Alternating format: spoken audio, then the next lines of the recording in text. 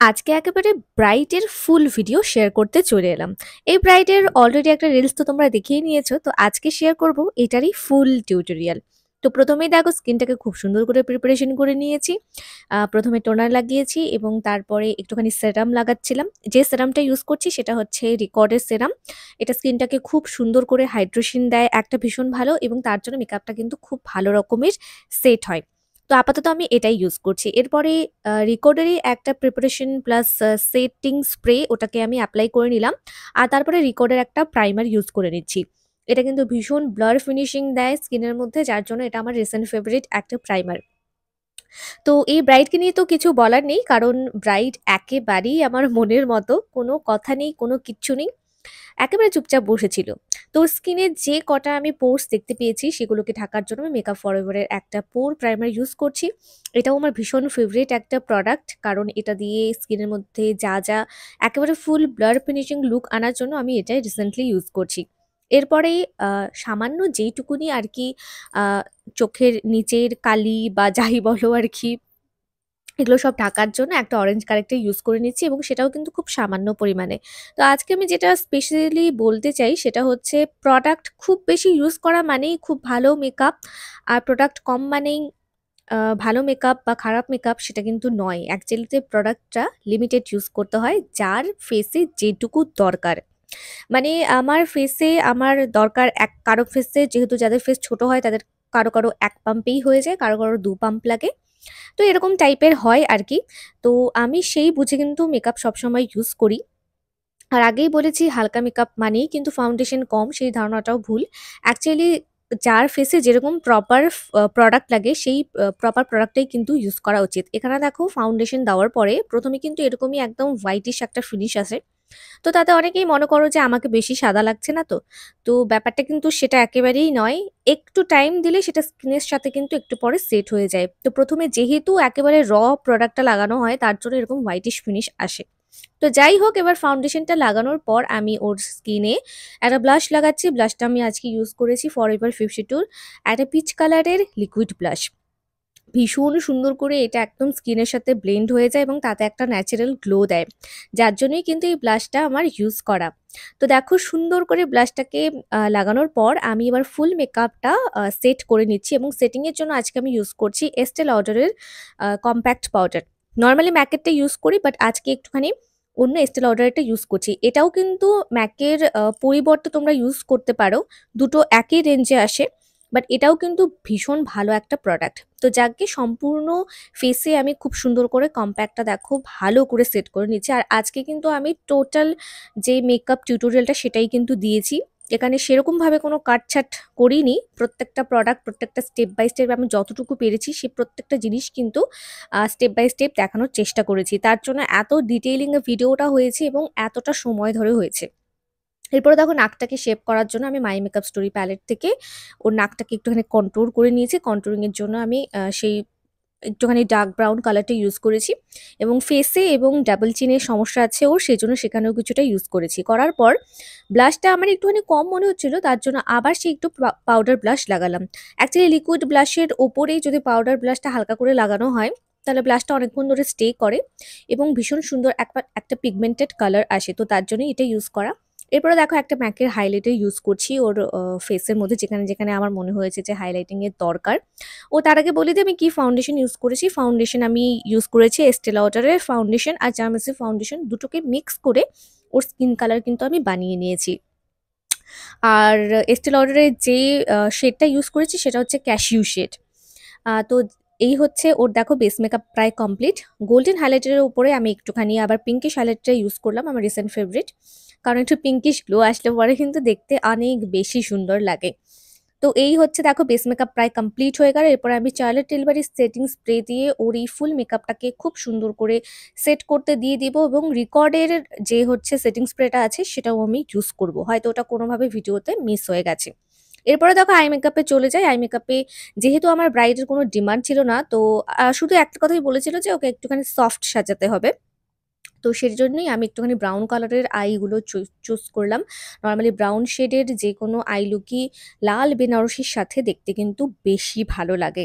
তো সেই জন্য বরাবরই আমি আমার ব্রাইডদের চেষ্টা করি একটুখানি ব্রাউনিশ টাইপের আই করে দেবার জন্য। আর সাথে একটুখানি হলুদ রংটা দিয়ে আমি একটু স্মাচ করে দিই উপরের পোরশনটা এবং আউটার কর্নারে আরেকটা ডার্ক ব্রাউন বা মাঝে মধ্যে মেরুনই ইউজ করি। তো এখানে আমি ওই আরকি একটু ওই মেরুনের শেডটাই ইউজ করেছি। খুব সুন্দর করে ইউজ করার পর মাঝখানটাতে আমি একটা গোল্ডেন কালার ইউজ করেছি শিমার আই শ্যাডো। আর আইটাকে এভাবেই ঠিক এতটাই সিম্পল রেখেছি। আর ওর কোনো স্পেশাল ডিমান্ড ছিল না এবং তার জন্য বলেছিল যে একটুখানি সফটের মধ্যেই করতে। তো সেইজন্য আমি এই আই লুকটা অবশেষে চুজ করলাম। তো খুব ভালো করে দেখো ব্রাশ দিয়ে অনেকক্ষণ ধরে আমি ব্লেন্ড করার পর এবার মিডল পোরশন এ হাতের আঙ্গুলের সাহায্যে সেই শিমার আই শ্যাডোটা লাগিয়ে দেব। তো ১ম এ একটু ব্রাশ দিয়ে লাগিয়ে নিলাম। এরপরে কিন্তু আমি আঙ্গুল দিয়ে লাগিয়েছি। তো দেখো ঠিক এই শেডটাই আমি লাগিয়েছি। সেটা হচ্ছে একটুখানি গোল্ডেন টাইপের শেড। তো অ্যাকচুয়ালি ব্রাশের থেকে বেশি আঙ্গুল দিয়ে লাগাই। এটার একটা কারণ আছে। আঙুলের সাহায্যে লাগালে প্রোডাক্টটা একদম প্রপারলি ইউজ করা যায় আর খুব ডার্কভাবে বসে। আর ব্রাশের মধ্যে যেটা আমি ইউজ করে মজা পাইনি কি একটুখানি পুরাটা লুজ হয়ে যায় বা চোখের নিচে পড়ে যায় আঙুল দিয়ে করে যে সমস্যাটা থাকে না। এটা আমার টোটালি পার্সোনাল মতামত যার জন্য আমি এই প্রসেসটাতে কাজ করে থাকি। আর উপরে একটুখানি ডার্ক কালার দিয়ে একটুখানি স্মাচ করে দিলাম। এরপরে ডাইরেক্ট আইলাইনার পরিয়ে দিচ্ছি ওকে। আইলাইনারটা একদম খুব বেশি মোটা নয় আবার খুব বেশি রোগাও নয়। যতটুকু থাকলে ভালো লাগে ততটুকুই করেছি। করে আইল্যাশ লাগিয়ে সেটাকে শুকোতে দিয়ে এবার আমি ডাইরেক্টলি ওর আইব্রোটা করে নিচ্ছি। আর আইব্রোর জন্য আমি অলওয়েজ ইউজ করি পিএসির আইব্রো প্রমিড।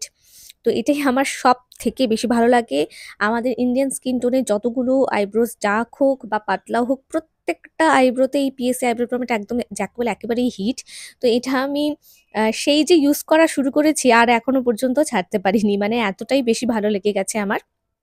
তো ওর আই ওর আইব্রোসটাও মানে একেবারেই শেপে ছিল। তো তার জন্য সমস্যা হয়নি। এরপরে দেখো একটা ডার্ক মেরুন কালারের টিপ লাগিয়ে দিলাম। তো অলমোস্ট লুকটা কিন্তু কমপ্লিট হয়ে গেছে। এরপরে একেবারেই লাল টুকটুকে একটা লিপস্টিক। তো বেস মেকআপটা দেখো ততক্ষণে কিন্তু যতক্ষণে আমি আই লুক করেছি ততক্ষণ ওর বেস মেকআপ কিন্তু একেবারেই সেট হয়ে গেছে। এরপরে একটুখানি আমি ওর লিপস্টিকটা করে দিচ্ছি। আর লিপস্টিকটা নিয়ে বিশেষ কিছু বলার নেই। এটা হচ্ছে ফরএভার 52 এর একটা শেড এবং ম্যাকের যে রেড শেডটা হয় সে দুটোকে মিক্স করে আমি এই কালারটা করেছি। এবং তারপরে ওকে পুরোটা এইখানে আ কিছু তো বলার নেই। শুধুমাত্র ভিডিওটা রেখেছি যে কি করে আমি লিপস্টিক পরাই সেটা টোটালটাই রাখার চেষ্টা করেছি। আর আমার এই ব্রাইড নিয়ে আমি একটা কথাই বলব যে এরকম ব্রাইড যদি পায় মেকআপ আর্টিস্টরা তাহলে মেকআপ আর্টিস্টের কোনো কিন্তু কারো প্রতি কোনো অভিযোগই থাকবে না। কারণ ওর কোনো রকমের কোনো ডিমান্ড নেই। যেরকমভাবে রাখছি সেরকমভাবেই থাকছিল। যেরকমভাবে হা করতে বলি, যেরকমভাবে চোখ বন্ধ করতে বলি, মানে এক্কেবারেই যাকে বলে আ একদম শান্ত আর সবথেকে বড় কথা এটাই যে খুব কোঅপারেটিভ। তো কোনো রকমের কোনো অভিযোগ নেই।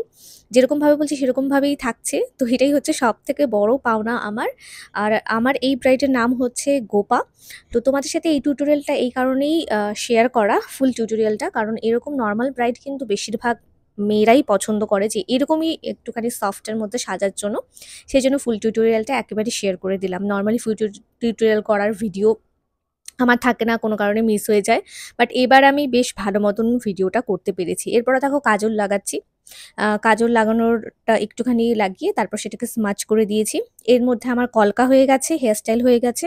আর আমি সবসময় বলি হেয়ার স্টাইলে ভিডিও করা পসিবল হয় না। কারণ বিভিন্ন কারণ থাকে। আয়নার সামনে করতে হয় বা কোনো জায়গায় সামনে আয়না থাকে না।